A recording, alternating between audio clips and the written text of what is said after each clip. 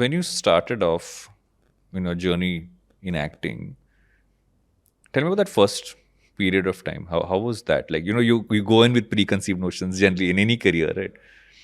How was that period for you? Was terrible, man. I don't know what I was thinking. I was so influenced by my surroundings. I remember everyone at that point used to wear, like, heroes used to wear boots, right? Uh, just to look taller, like be more heroic. I started wearing boots. They used to speak in a certain twang, and then you see everyone in Bombay doing the same. Anyone who's wanting to break out as an actor, you start doing that. I went to an acting course or one of those filmy courses, and I said, that's when I realized that something is off. It's not me. But I remember not being me when I started out. I always wanted to fit in.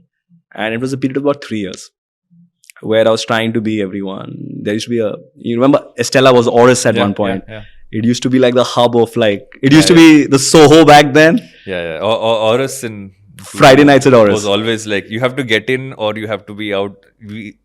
People standing outside or trying to get inside in that Yes. tiny place, which was terrible in hindsight, was where everybody wanted to be. Yeah, just seen, right? So I think I don't know what I was chasing. And when I look back, I think it was just a person who really didn't know what he wanted. But now when I look back, I think I make sense of it, that I needed to go through that period and I needed to see all of that to today reflect and say, hey, uh, I don't think I started off knowing too much. I didn't know myself well. And hence I was just trying to catch on to trends or understand, like, how does one fit in? Again, fit in was like the constant theme. You spoke about your first big failure. Was that the pivotal point when it shifted? I think so. Yeah. So I started with doing a lot of advertisements, and that was a great run for me. I was studying bachelor's of management in Bombay, and I was doing a lot of ads, made some decent amount of money.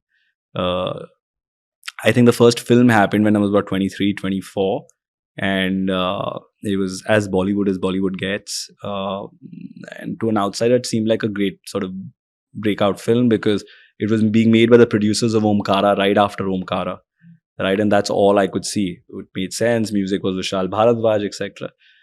But I always knew the script didn't fit right, and I had those questions even back then. I just didn't have the belief. To ask, yeah. No, I asked, I questioned. I didn't get answers which made sense to me, but I don't think I had belief to say, hey, this doesn't make sense.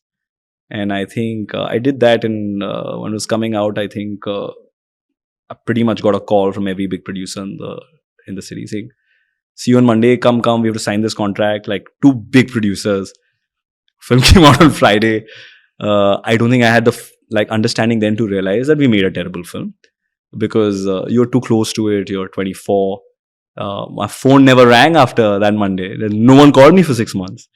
And I think those 6 months kind of became like the point where I started seeking and started looking out for, okay, what about me now? How do I learn from this? How do I grow from this? Why do I want to do this? Am I even doing the right thing? Am I at the wrong place? So that failure actually has been like the bedrock of everything which I have managed to seek in life. And yeah, I look at it very fondly now. Yeah. Because I feel like we all talk about failures, but also like what we often don't talk about enough, I feel, is the learnings you have right after that failure. Because there's a period, like you mentioned, that's 6 months. It's that period when you kind of almost like rewire yourself. You figure out how you progress in life and what your, like you use the word, what your why is and what your purpose is. Do you feel your purpose would have been as strong if it wasn't for that period? I've thought about this. No, I don't think. I'm glad that success didn't come so early. I don't think I was ready as a human being. I don't think I was equipped for it. I had no idea what I was doing. It was more like going with the flow, thinking you know your shit. Someone's also decided to put money on your thing, on what you think is your shiz. And I don't think I was ready for it. And it didn't come to you because you weren't ready for it. And that period of introspection, that period of not having work you wanted to do, about 3 years post that was beautiful because it made me really go inside. It made me work on my skills. I don't think I was good enough as an artist to have that kind of money being put on a launch film. Not at all. I don't think I knew I wanted to do what I wanted to do to be here for long enough. I think I started seeking after that because no one came to me. No one offered me anything. The the path of seeking started when people stopped calling me. And that to me has been the greatest gift in learning from that project.